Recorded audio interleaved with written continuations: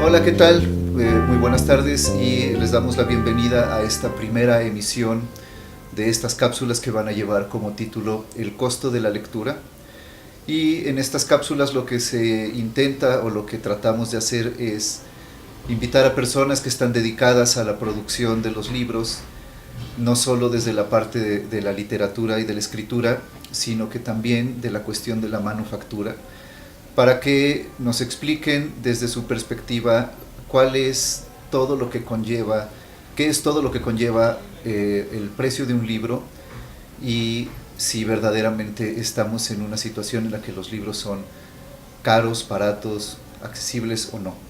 El día de hoy está como invitado Sergio Lara, que además de ser poeta y escritor, es director de la editorial Simiente y de la Oficina de Servicios Editoriales Lorem Ipsum, y además fue director de FEDEM durante 2017-2018. Vamos a comenzar esta plática, que esperemos que sea lo más fluida posible, con el primer tema, que es el que realmente nos invita el día de hoy, que es el costo de los libros como tal en nuestro país. ¿Qué tanto cuesta un libro con respecto a, digamos, la relación salario mínimo, costo de un libro? O sea, tenemos libros baratos, tenemos libros caros. En general, ¿tú cómo consideras que está el costo de un libro?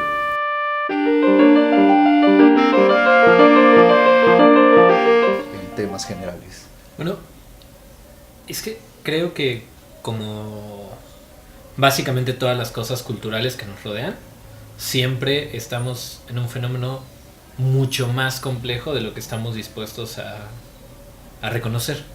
El tema principal que justo como mencionabas hace rato ha girado a partir de la declaración de Paco Ignacio es si los libros son eso, justo, caros. Y creo que es evidente que en un país como México, con la situación económica general, los libros son un producto de lujo, un producto que no está al alcance del grueso de la población. Pero digamos que es solo uno de los aspectos interesantes a la hora de hablar del precio de los libros, ¿no? Creo que en este caso tenemos que admitir de alguna manera que ya desde hace muchos años uno puede adquirir un libro de una editorial independiente o un libro financiado por el Estado, como es el caso del Fondo Editorial Tierra Adentro, por 60 pesos o por 50 pesos o por 100 pesos. Y si lo... creo que es justo eso, como contra quién lo vas a comparar o contra qué lo vas a comparar. Contra un producto de canasta básica, evidentemente se va a tratar de una cosa de lujo, de una cosa más cara, pero si lo... de repente, si lo que hacemos es compararlo con productos de entretenimiento equivalentes, como un CD, como una película, como una ida al cine, pues no nos encontramos con un producto particularmente caro, ¿no? O no solamente caro, creo yo. Tenemos, por eso decía también el tema de qué libro estamos hablando, ¿no? Vamos a las librerías y nos enfrentamos siempre al tema de cuánto cuesta un libro de una gran transnacional, que pues puede rondar entre los 300 y 400 pesos, y cuánto cuesta un libro de bolsillo que cuesta entre los 100 y los 200 pesos, y un libro de arte, por supuesto, que puede llegar a costar miles de pesos, ¿no? Entonces, creo que la primer pregunta para afrontar el tema como lo más minuciosamente posible sería preguntarnos, cada vez que decimos un libro caro, sería qué clase de libro y quién lo está haciendo, ¿no? Que Claro. por eso, porque no es lo mismo valorar el costo de un libro desde el espacio de las transnacionales que valorarlo desde el Estado, o que valorarlo desde un esfuerzo independiente, o desde el famoso ejercicio de editoriales independientes por poner dos ejemplos muy concretos, como lo sería la diéresis en el DF, que tienen unos procesos de manufactura muy específicos y unos tiempos de manufactura muy específicos. Todos los libros son hechos a manos, artesanales, con propuestas muy particulares de diseño, que evidentemente pues encarecen el libro, ¿no?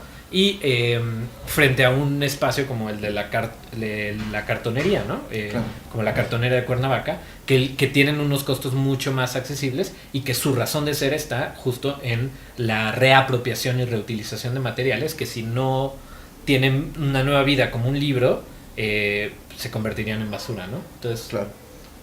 Entonces aquí tenemos una situación,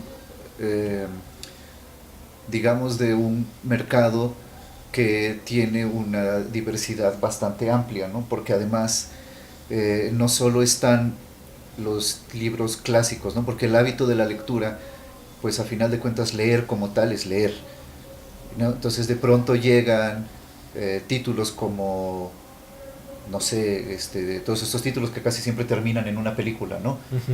Harry Potter, Crepúsculo y todo, que además son libros enormes, sí, ¿no? O sea, realmente la gente está dispuesta a pagar por leer varias horas, ¿no? Porque es decir, no son libros que tú nada más los leas en 15 un minutos. día, en tanto así, ¿no? Y hasta donde yo tengo entendido, a pesar de que son libros muy pirateados y que también tienen ahí un mercado paralelo dentro de la piratería que abarata los costos bastante, sin embargo no son libros baratos, incluso en el tema de la venta no oficial, pues son libros que están arriba de los 170 pesos, 200 pesos, ¿no? Aquí, por ejemplo, ¿tú cómo ves este tema que volviendo al tema de Paco Ignacio Taibo, ¿tú crees que si el precio de los libros genere un impulso a la lectura, o tú crees que el hábito de la lectura se pueda abordar desde otro tema que no tenga que ver precisamente con el costo del material?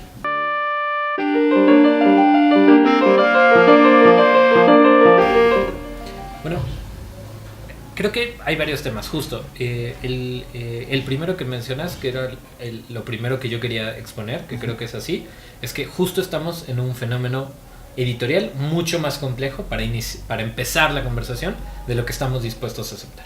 Entonces, ya una vez que asumimos que el mundo editorial no se compone solo de las piezas que queremos reconocer, es decir, que ni es un libro que se compone solo de Harry Potter o solo de Crepúsculo, el mundo editorial, ni es tampoco un mundo editorial que se compone solo de editoriales estatales o independientes, sino que tiene un extenso abanico de posibilidades y que, digamos, para analizar el fenómeno tendríamos que ir desmenuzando qué papel cada una de estas publicaciones tiene dentro del público lector y dentro de los fenómenos de fomento a la lectura. Bueno, ese sería el primer paso. Y luego el segundo es justo reconocer que el costo, o sea, que el libro es sí un producto de lujo en general, es decir, no es un producto de primera necesidad, y eso también como editores y siempre lo tenemos de alguna manera claro, es decir, que el potencial lector siempre va a preferir comer a comprar un libro, afortunadamente, pero que luego estamos ante el segundo espacio, que al no tratarse un producto de primera necesidad, bueno, tienes un grueso de lectores, que de hecho son los que mantienen la industria editorial, que no están tan preocupados por el costo del libro. Okay.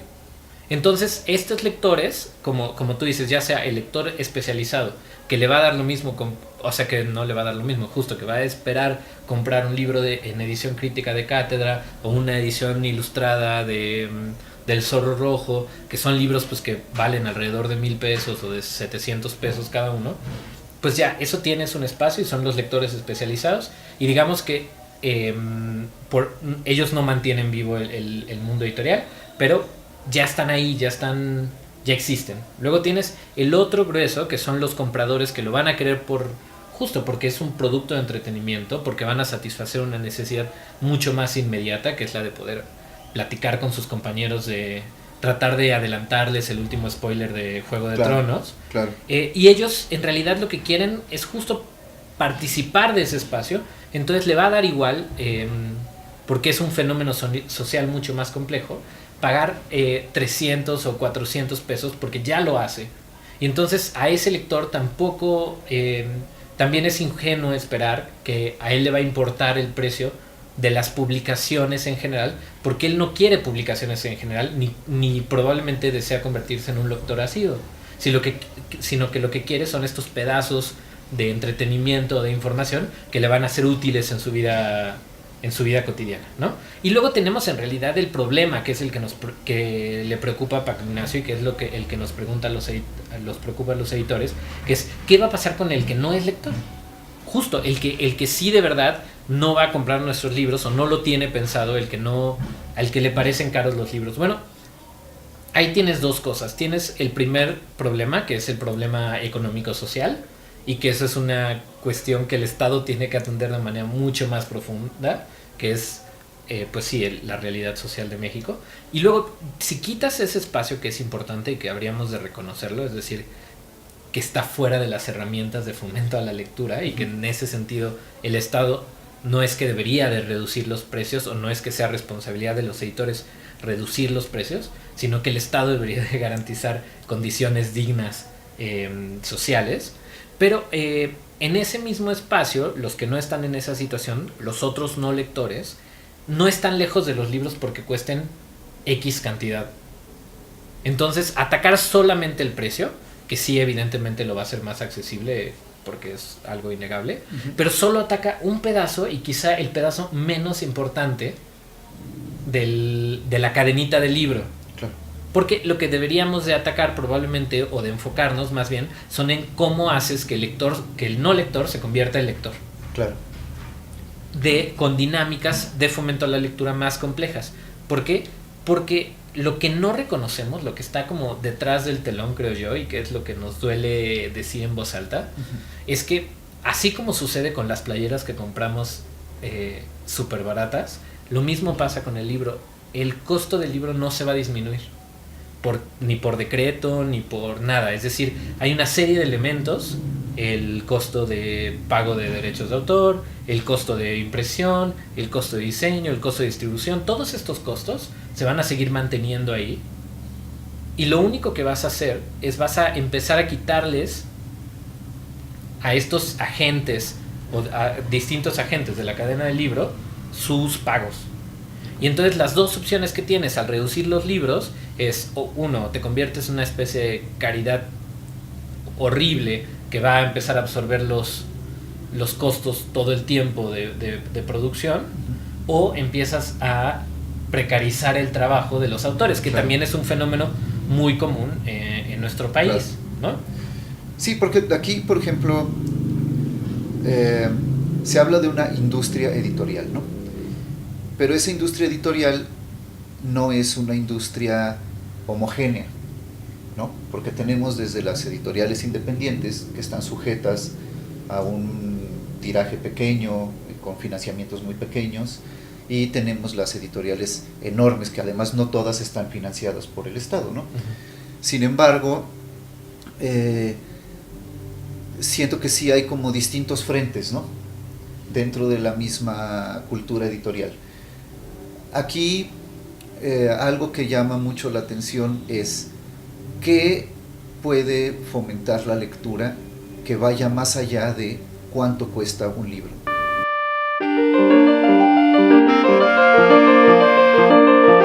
Yo creo que el primer paso, sin duda, sería este ejercicio. Es decir, quizá parezca un ejercicio de repente más baladí, pero creo que hacer consciente al consumidor o al lector o al potencial comprador de un libro de qué es lo que está pagando cuando está pagando un libro.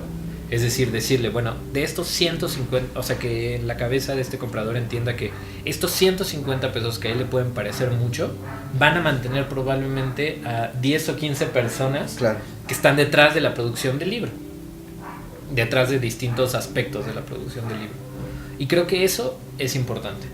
Y luego entender que hay campañas mucho más específicas y con una incidencia mucho mayor que se pueden realizar, por ejemplo, en las escuelas, en los hogares. Y eso, entender que los libros, sobre todo, no son cosas estáticas. Y también, pues, principalmente, yo creo, por ejemplo, dejar de quitarnos esta idea de la lectura obligatoria o de las píldoras de lectura, esto de si usted consume 15 minutos de lectura al día, usted es una mejor persona, que pues justo que nos han hecho tanto daño porque nos hacen pensar justo en esta idea de una medicina y de algo que se tiene que cumplir con horarios y obligar a tu hijo a leer 15 minutos al día para que pues eso y una manzana y ya lo hiciste, ¿no? Cuando en realidad lo que deberíamos de ayudarle a la gente a entender, o no ayudarle, porque también eso es algo raro, ¿no? Como no desde un papel evangelizador, sino más bien transmitirles la emoción que nos causan y que hay detrás de estos libros y por qué son importantes. La verdad es que, excepto ciertos espacios muy particulares del mundo editorial, casi todo editor publica cosas que le apasionan de una manera u otra, o que piensa que tienen una razón de ser.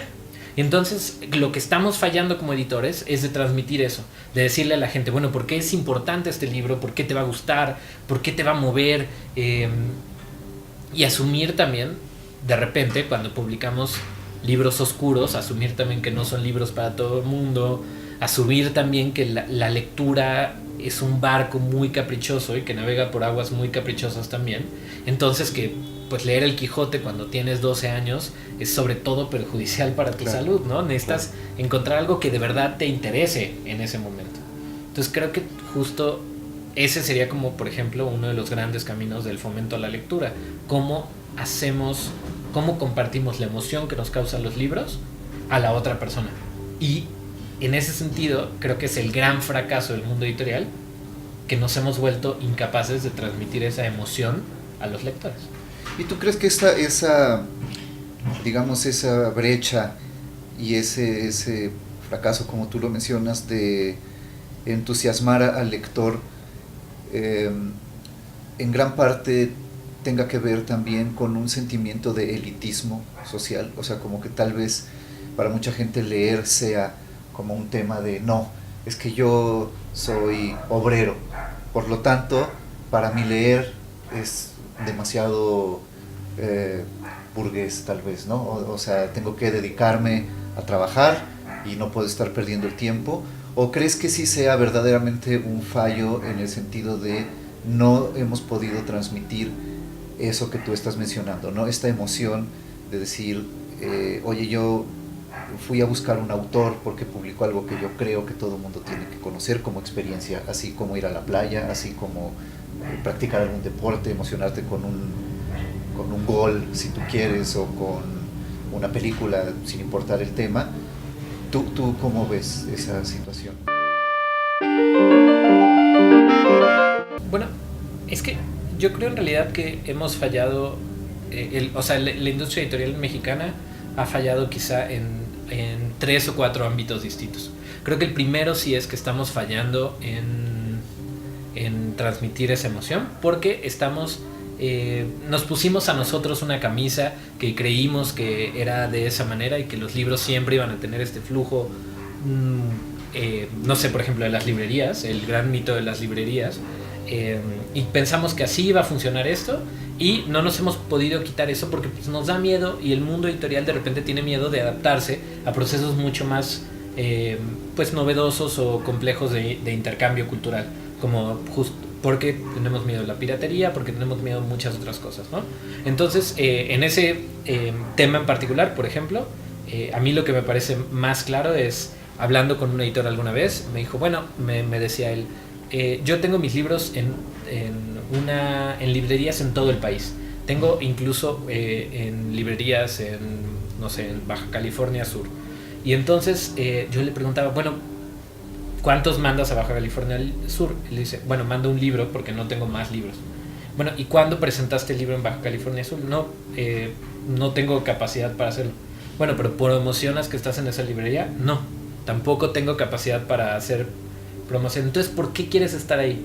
Pues porque los libros tienen que estar en librerías. Y digamos, contado así parece como muy absurdo.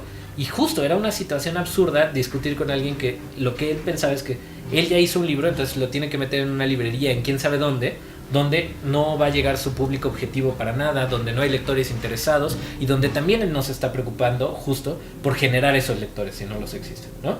Y el otro, digamos, gran ejemplo para mí es el de el colectivo editorial Ámbar, que creo que está modificando muchas cosas de lo que entendemos en el país actualmente. Son libros que al mismo tiempo que se publican y que se pueden publicar con apoyo del Estado o no, en ese mismo momento están las ediciones con copyleft en la web. Entonces, en realidad, comprar el libro no es una necesidad. El libro ya está en la red desde el momento en que fue publicado. Y digamos, el comprar el libro siempre es como otra cosa, si lo que quieres específicamente es adquirirlo y tenerlo en tu casa. Y irónicamente creo que es una editorial que cada vez ha ido creciendo más, que cada vez está publicando más autores y que, pues por poner el ejemplo más claro, acaba de publicar una novela, o bueno, un libro de Yuri Herrera, ¿no? Entonces, digamos que un proyecto así, colectivo, cooperativo, como consciente del copyleft, está modificando la manera en la que entendemos pues justo eso, la distribución y los procesos de comercialización del libro, por ejemplo. El tema de copyleft es que entonces ellos publican en papel, al mismo tiempo publican en la red, pero tú puedes acceder a ese libro en la red de manera gratuita. Exacto. ¿O tiene una venta también? No, el libro es gratuito. Okay. Y la onda es que con el copyleft es que digamos reservan o respetan el derecho de los derechos morales de autor, uh-huh. Pero los derechos patrimoniales, que es la parte que en realidad con la que los editores lucramos, los derechos patrimoniales se le dan al lector de manera como gratuita, se le dan autorizaciones como de antemano al lector para que él pueda pues distribuir gratuitamente, para que él pueda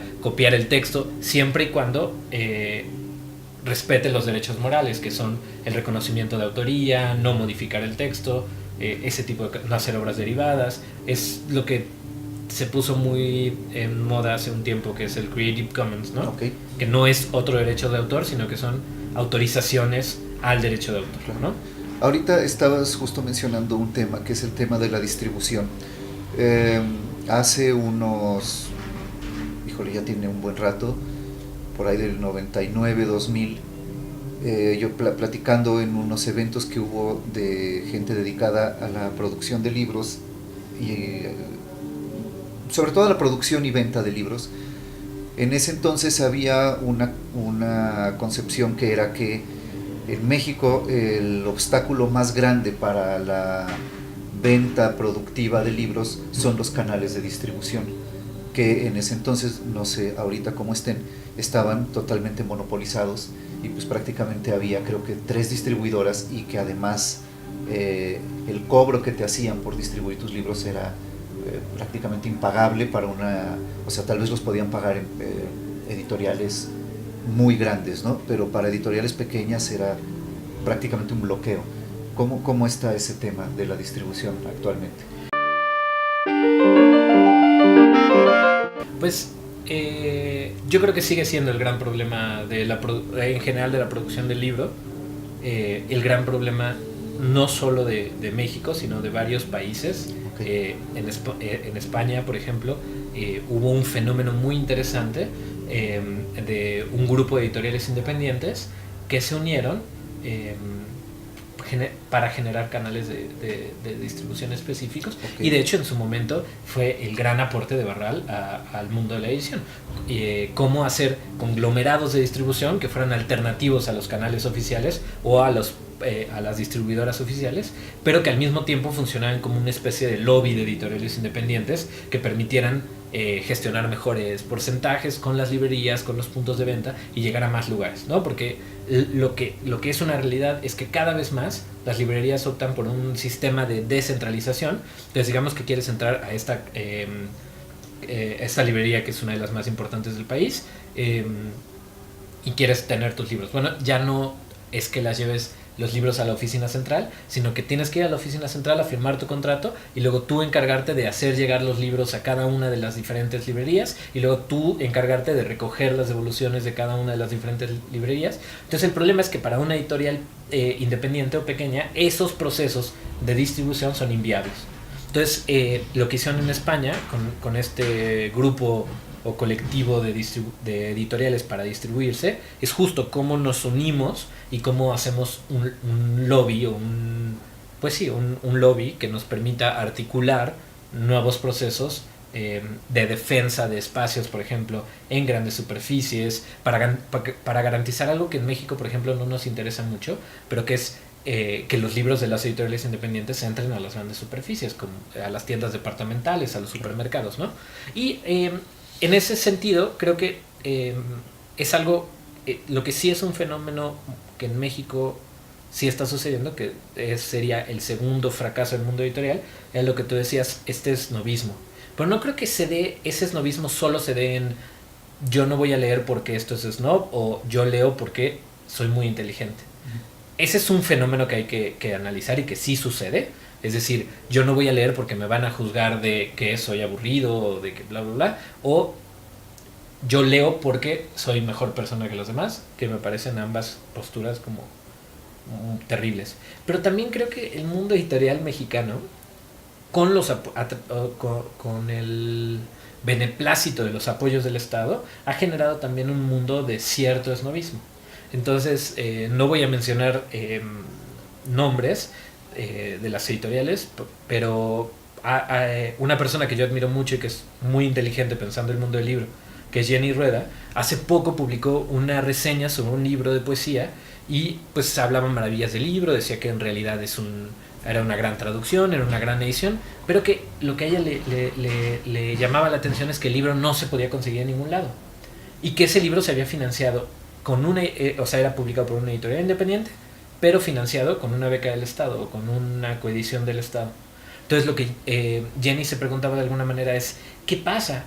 ¿Por qué estamos permitiendo, o por qué tenemos este gran conglomerado de editoriales independientes que utilizan este dinero del Estado para financiar ediciones que no sé, como ya está, digamos, pagado lo que al editor le importaría de alguna manera, que sería su ganancia o su producción o lo que sea, ya no le interesa distribuirlo, ya no le interesa llegar a los lectores, sino llegar a los 3, 4, 5 lectores que ya tiene garantizados. Y yo creo que ese es el verdadero esnovismo que nos debería de preocupar al día de hoy en nuestro país. El esnovismo del editor que, como ya garantizó de alguna manera por medio de una coedición con el Estado que sus ganancias estén amortizadas, digamos, no le interesa pues distribuir, no le interesa llevar el libro a los otros. Y además se sienten orgullosos de eso, ¿no? Sí, claro, porque entonces se vuelven como libros de colección o como libros, pero no es porque estén hechos ex profeso como libros de colección, sino que de alguna manera pues van a quedar embodegados, y eso es lo que le va a hacer libros de colección durante un tiempo o ficticiamente, porque eventualmente todas las bodegas del mundo se abren. Claro, eso sería como una especie de especulación. Ajá, de especulación editorial, ¿no? Pero, y sucede mucho, o sea, a mí a veces, como si analizamos con calma todas estas becas y coediciones que da el Estado, de repente sucede que vemos que muchos libros de editoriales independientes se publican con tirajes de 2.000 ejemplares, 3.000 ejemplares, 1.000 ejemplares, y luego vamos y la editorial ya lo tiene agotado desde el día 1 básicamente. Y vamos y en la editorial, digamos el Estado, ya lo embodegó porque considera que el privilegio de distribución lo debería de tener la editorial independiente, ¿no? Claro. Entonces lo que estamos es con un fenómeno donde, bueno, sí, ya se hizo el libro, pero el libro en realidad no existe, existe pero no existe para los lectores, que creo que es la forma más terrible de no existencia, ¿no? Entonces creo que ese sería el segundo fracaso, el segundo esnovismo, que creo que es el peor fracaso, que es el esnovismo del editor. Claro, claro. Y aquí en México se ha buscado generar esos canales de distribución alternativos, como el que estabas mencionando, pues, de conglomerar a las editoriales independientes y generar vías de distribución más accesibles. Yo creo que, irónicamente, no creo que haya habido un fenómeno así. O sea, no creo que ha habido quizá esfuerzos muy puntuales. Filo de Caballos trató de hacer una distribuidora pequeñita, pero pues la realidad se la comió. Sexto Piso quizá ahorita forma parte de este conglomerado de editoriales independientes en España, y quizá ahora en México pues funciona, pero funciona más para conseguir estas editoriales españolas o pues sí, sobre todo estas editoriales españolas, que en realidad en el mundo mexicano de la distribución. Entonces creo que es muy complicado, creo que hay muy poquitos espacios así, creo que no se ha dado una real cohesión, creo que los dos grandes frentes de los que podríamos hablar sería el de la EMI, que es la Alianza de Editoriales Mexicanas Independientes, y ahora el que se inaugura este fin de semana de abril, con la ley, que es una nueva asociación de editoriales independientes, ¿no? Que es la Liga de Editoriales Independientes, y que se acaba de crear en este mes, y que digamos es la nueva puesta en pues sí, como la nueva propuesta, y sin embargo sigue sin atacar de frente el gran problema de la distribución. Entonces, pues no sé, yo siento que ahorita más bien ese papel, si te soy honesto, lo está jugando librerías increíbles, como lo son Impronta en el DF, o como lo es, que diga, Impronta en Guadalajara, o Marabunta en el DF, o como lo que intentamos hacer aquí en Rojo. Es decir, como las librerías son las que se están encargando de ir a buscar a las editoriales independientes y decirles, yo creo en tu proyecto, me interesa tener tus libros, y abrir estos espacios que yo creo que son en realidad ahorita los pulmones de la edición independiente. Ahora, si nos enfocamos un poco ya en lo local, eh, yo estuve fuera soy originario de aquí de Cuernavaca, pero estuve fuera muchísimo tiempo y regresé apenas hace unos 4 o 5 años, y me encontré con que, bueno, me encontré y me sorprendí muchísimo con la cantidad de actividad editorial que hay en Morelos.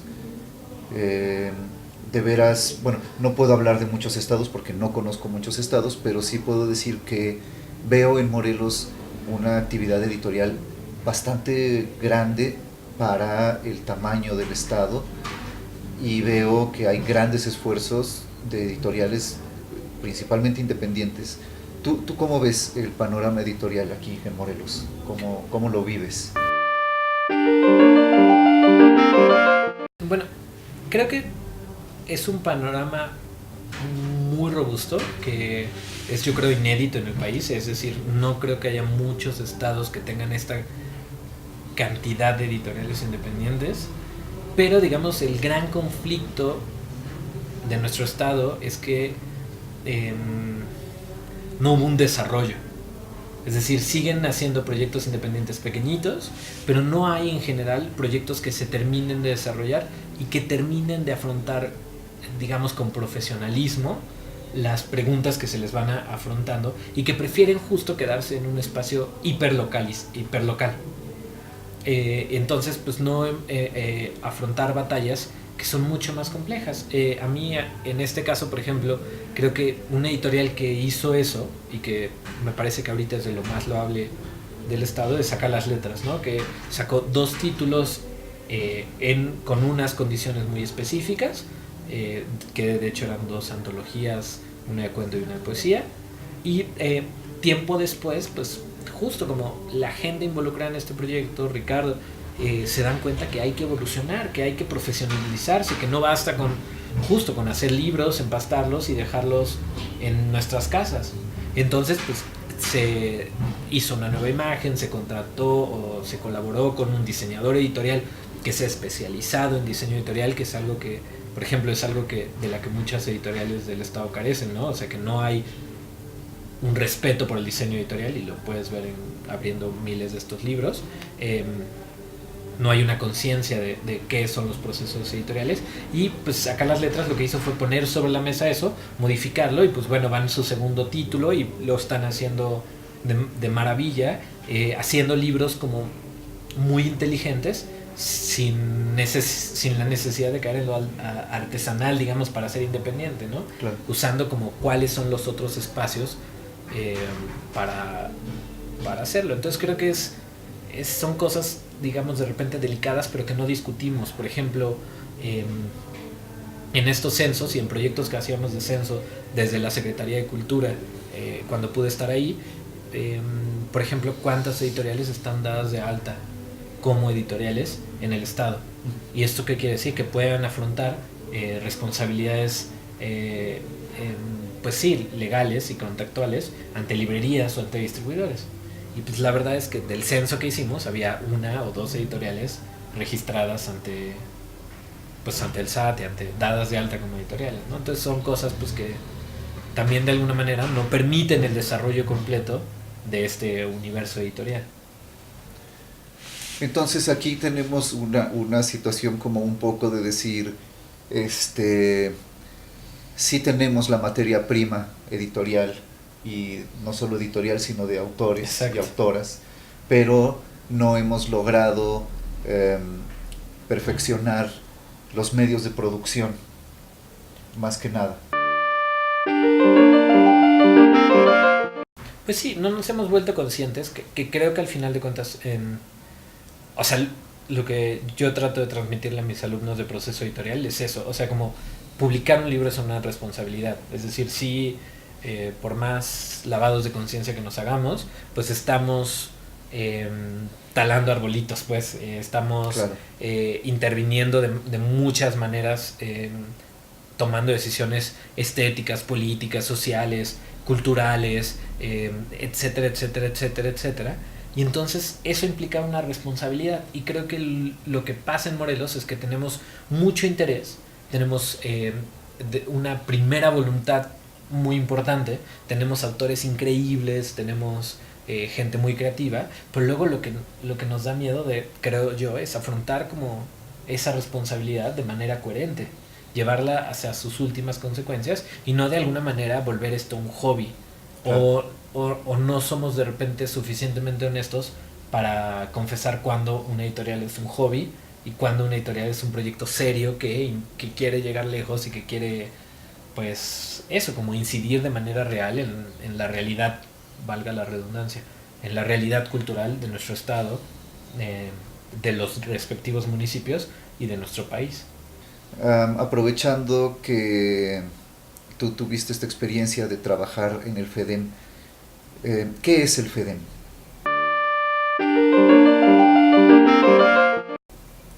Bueno, ¿qué es? O sea, ¿cuál es su función? ¿Qué? En realidad es creo que una muy buena pregunta, una pregunta que se ha hecho pocas veces con seriedad. En realidad es simplemente el órgano editorial o el organismo editorial de la Secretaría de Cultura. Bueno, y ahora de Cultura y Turismo del Estado de Morelos, ¿no?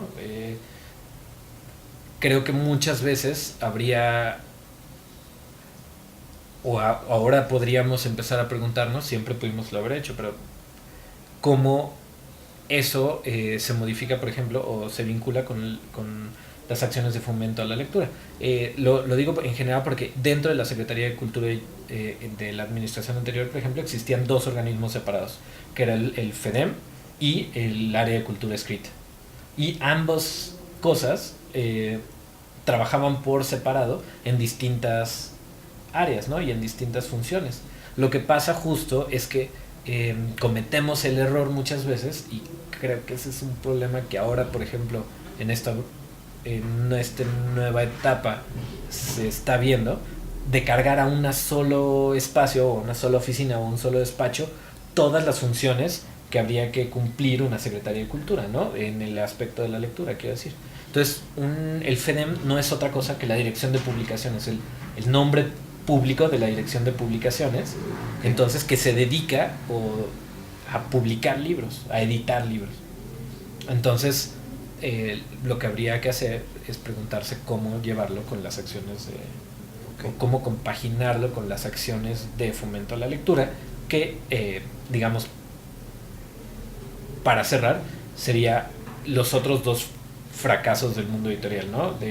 Los dos últimos grandes fracasos del mundo editorial en México, que sería la participación fallida del Estado, es decir, como justo existen oficinas de publicaciones como el FEDEM que no tienen, por ejemplo, procesos de distribución claros, o que de repente tenemos esta cosa que no hemos entendido muy bien en México, cuál es la diferencia entre el lucro y la venta, que no necesariamente son lo mismo, y que de repente pues entorpece muchos procesos. Y por ejemplo, ahorita si uno quiere comprar un libro del FEDEM no puede comprarlo. ¿Por qué? Porque en este momento la política es que venta equivale a lucro, cuando no debería de equipararse. Claro. Y el otro gran fracaso son las políticas públicas en torno al libro. Entonces, que no exista una ley del libro real que funcione eficazmente, una ley del precio único, por ejemplo, es de alguna manera uno de esos grandes fracasos.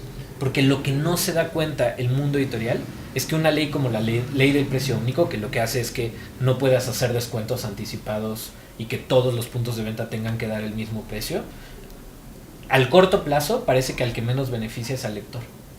Pero en el largo plazo lo que permite es defender a las editoriales independientes, a las librerías independientes, porque no puede haber una competencia desleal del Estado o de las grandes transnacionales, ¿no? Bueno, pues para cerrar con esta plática, que ha estado bastante amena y que podría, por lo que veo yo, durar varias horas más, pero el formato no nos lo permite, cuéntanos, Sergio, de tu editorial, Simiente. Bueno, Ediciones Simiente surgió hace pues casi alrededor de 10 años con la finalidad de publicar básicamente los libros que a mí me gustaban y los autores que a mí me gustaban y de hacer las cosas como a mí me hubiera gustado que estuvieran hechas y de seguir el ejemplo de muchos editores y de editoriales que yo respetaba mucho y que sigo admirando profundamente. Y entonces pues iniciamos desde publicando autores de aquí de Morelos con una revista que teníamos en ese tiempo, Jane Rueda y Montserrat Ocampo y yo dirigíamos una revista que se llamaba Moria. Entonces hacíamos unas plaquettes y unas revistas que literalmente guillotinábamos en casa y demás. Y empecé la editorial con el libro de Luis Vicente Aguinaga. Fue un libro que se hizo como con mucha intuición, con muy poco conocimiento de causa, con aventuras como descubrir, por ejemplo, que el rojo era un color compuesto. Llegar a la imprenta y decir, pero ¿cómo? Si es un solo color. Y que me dijeran, no, el rojo no, el rojo es un color compuesto, a menos que sea una tinta directa. Y yo, ¿pero qué es una tinta directa? Bueno, así empezó la editorial y pues fuimos publicando diferentes personas, crecimos, colaboré mucho con mi hermano, con Ana, con mi mamá, hicimos un libro de Mario Bellatín. Empezamos a publicar a Quintero, a gente de aquí, a gente de Chile. Publicamos muchos libros y originalmente eran unos libros como muy en la tradición de la poesía. Entonces eran unos libros con una cartulina texturizada en la portada, blancos, de portadas eminentemente tipográficas. Y cuando me fui a estudiar la maestría, mi proyecto de maestría fue renovar la editorial, hacer un proyecto y sobre todo involucrarme con Diego Guadarrama, que justo platicábamos antes, que formaba parte del equipo de La Piedra y que se especializó en diseño editorial. Entonces él hizo una nueva identidad, un nuevo diseño para Ediciones Simiente, y desde entonces hemos ido trabajando juntos, digamos, en esta nueva etapa que tuvo un pequeño apagón en lo que yo estaba dirigiendo el fondo editorial, pero que ahora he retomado con muchos bríos y que seguimos trabajando para tratar de publicar libros que nos emocionen. Entonces pues acabamos de publicar un libro de Adolfo Echeverría, un libro de narrativa, prosa poética muy interesante. Vienen un libro de Cel Cabrera de poesía extraordinario, un libro de Leonardo Rivera de poesía extraordinario, y algo que siempre ha sido una voluntad, una espinita que tengo clavada en el corazón que nunca me puedo quitar, que es la de publicar autores del estado de Morelos. Entonces a finales del año pasado lanzamos una convocatoria para armar un par de antologías, una de narrativa y una de poesía, y en el transcurso de este mes y el siguiente estaremos publicando ambas antologías de escritores, sobre todo jovencísimos del estado. Vamos a empezar publicando la de poesía y luego seguimos con la de narrativa, y pues eso es un proyecto más o menos ambicioso. Queremos, si todo sale bien, llegar más o menos a los 7 libros este año, y pues eso, como sacudir las ramas de este árbol que construimos. Perfecto. ¿Dónde se pueden conseguir tus libros? Bueno, ahorita sobre todo nuestros puntos de venta más fuertes son Rojo Café y Libros, Kichink, la tienda en línea, Y en Puebla lo pueden encontrar en esta librería que es súper famosa, increíble, muy hermosa, que se llama Profética. Eh, y, eh, y bueno, esos es como son los primeros lugares, en ferias, en presentaciones, por supuesto. Y la idea, más bien, en esta cosa que platicábamos de distribuciones, lo que pasa es que eh, es algo que, una espina que tengo en el corazón que todavía no se, que se ha ido modificando en qué rumbo tienen que tomar nuestros libros. Y la última vez, la convicción que yo tenía es que nuestros lectores no estaban en tiendas departamentales, sino que estaban en ciertas librerías independientes, que como decía, son los pulmones de la edición independiente. Entonces, lo que mi plan es que estén y que puedas ir a Guadalajara justo en pronta, me encantaría tener libros ahí. Estas como lugares independientes que en realidad es a donde pues los lectores de esta clase de libros pues están, ¿no? Perfecto. Pues Sergio, muchísimas gracias por haber venido y por haber compartido todo esto. Estoy seguro de que todas las personas que puedan ver este video van a tener una noción muy refrescada acerca de lo que es hacer libros. Te agradecemos mucho la presencia. Muchas gracias a Jessica Hamed en los controles de esta transmisión. Y pues nos retiramos para poder continuar con estas cápsulas. Ya les avisaremos quién sigue en estas invitaciones y nos despedimos. Muchas gracias. Muchas gracias, Sergio. Muchísimas gracias.